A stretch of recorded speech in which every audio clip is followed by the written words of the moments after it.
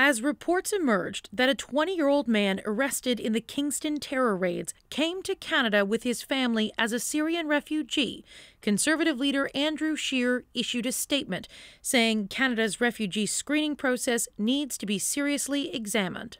It's important to make sure that when we're bringing in people in a quick manner as we are, that they have the appropriate security checks and that everyone is completely safe and that security is utmost of concern.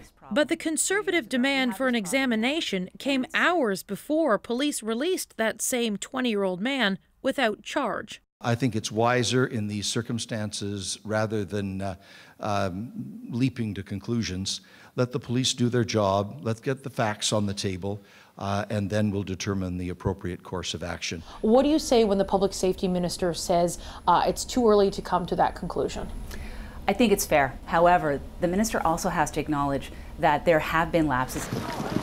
The Conservatives have long been critical of Liberal immigration policy, especially after thousands of asylum seekers crossed into Canada on foot at the Quebec border.